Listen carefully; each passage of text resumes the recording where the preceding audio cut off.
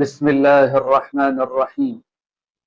الحمد لله رب العالمين، والصلاة والسلام على سيد الأنبياء والمرسلين وعلى آله وأصحابه أجمعين. أما بعد، أعوذ بالله من الشيطان الرجيم. إنما يوفى الصابرون أجرهم بغير حساب. صدق الله العظيم. وقال سيدنا وإمامنا محمد صلى الله عليه وسلم: الصبر عند الصدمة الأولى، أو كما ورد عنه صلى الله عليه وسلم. السلام علیکم ورحمۃ اللہ وبرکاتہ.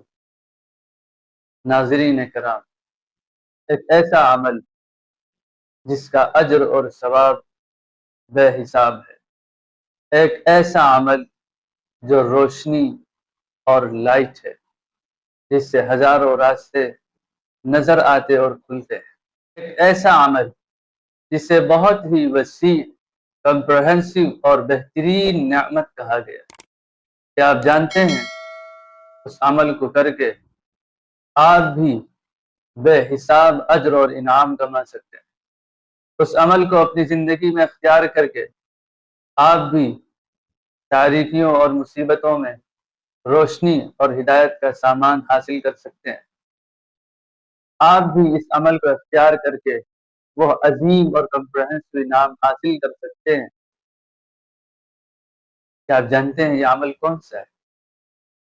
زندگی میں نہ جانے کتنے بار آپ نے سنا ہوگا کہ صبر کیجئے، پیشنس اختیار کیجئے، لیکن کیا آپ نے کبھی قرآن اور حدیث کی روشنی میں اس کی اہمیت سمجھنے کی فکر اور کوشش کی؟ کیا آپ کے کانوں سے وہ اللہ کی آیات ٹکرائیں کبھی، جن کے اندر اللہ رب العزت نے صبر اور صابرین یعنی صبر کرنے والوں کا اجر اور انعام بیان فرمایا؟ کیا کبھی آپ کی نگاہوں سے وہ احادیث مبارکہ گزری جن میں آقا مدنی صلی اللہ علیہ وسلم نے صبر کی فضیلتیں بیان فرمائی ہیں؟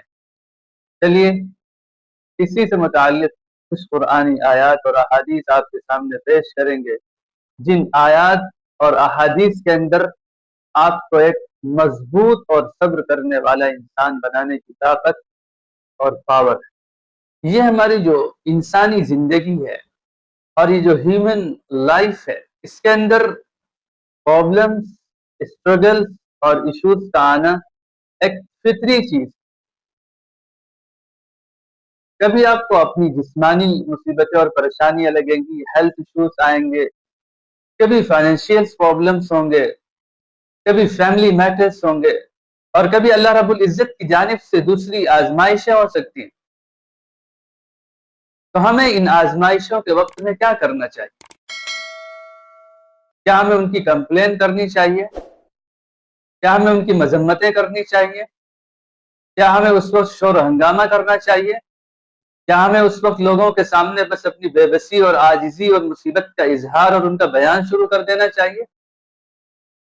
یا پھر کوئی اور طریقہ ہے، کوئی اور بات ہے، کوئی اور رویہ ہے جس کو اختیار کرنے کا اللہ رب العزت نے حکم دیا، اور جسے اختیار کرنے کا اللہ رب العزت کے آخری نبی ہم سب کے آقا محمد الرسول اللہ صلی اللہ علیہ وسلم نے دی؟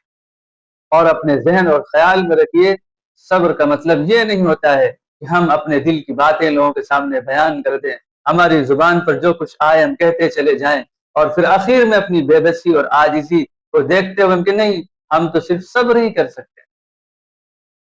It is not concept of patience in Islam. اسلام میں صبر کا یہ مفہوم نہیں ہے.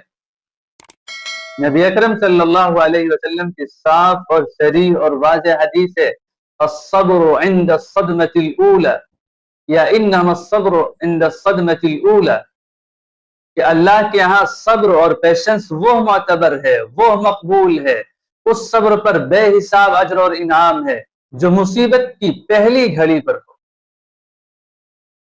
آپ کے بزنس میں آپ کا لاس ہو گیا، اللہ کا فیصلہ، ہم اس سے راضی اور خوش.